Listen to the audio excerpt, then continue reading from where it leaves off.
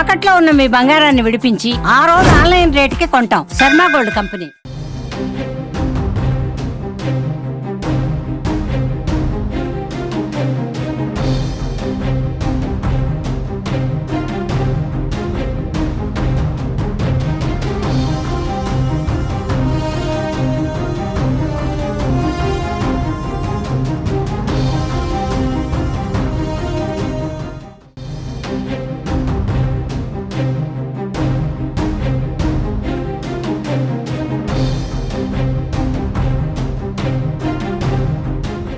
కేంద్ర ప్రభుత్వం రైతులకు అనేక సంక్షేమ కార్యక్రమాలను అమలు చేస్తుంది.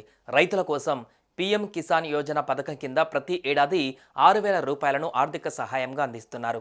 ఈ నెలాఖరున ఈ డబ్బులు రైతుల అకౌంట్లలో పడనున్నాయి. అయితే కొంతమంది రైతులకు ఈ నగదు అందదు. ఈ స్కీమ్ ప్రయోజనం అందుకోవడానికి కొన్ని నిబంధనలు ఉన్నాయి.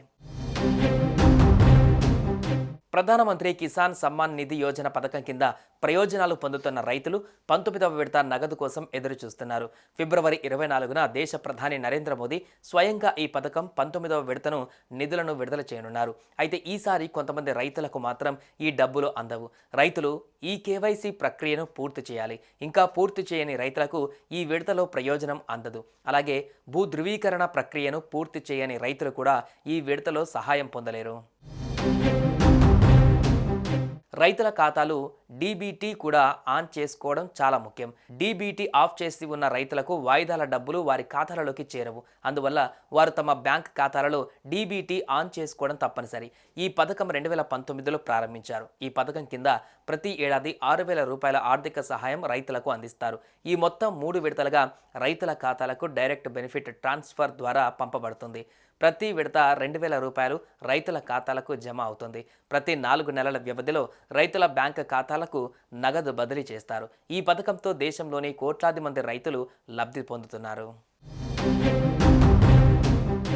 అర్హత కలిగిన లబ్ధిదారులు ఆధార్ కార్డ్, పౌరసత్వ రుజువు, తమ భూమిని కలిగి ఉన్నారని నిరూపించే పత్రాలను అందించడం, వారి బ్యాంక్ ఖాతా వివరాలను అందించడం, ఈ కేవైసీ ప్రక్రియను పూర్తి చేయడం తప్పనిసరి.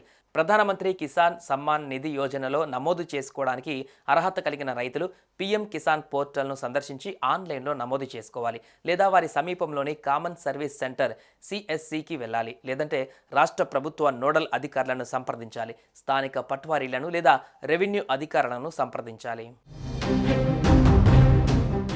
సుమన్ టీవీలో మీ పర్సనల్ అండ్ బిజినెస్ ప్రమోషన్స్ కోసం కింది నెంబర్కి కాంటాక్ట్ చేయండి.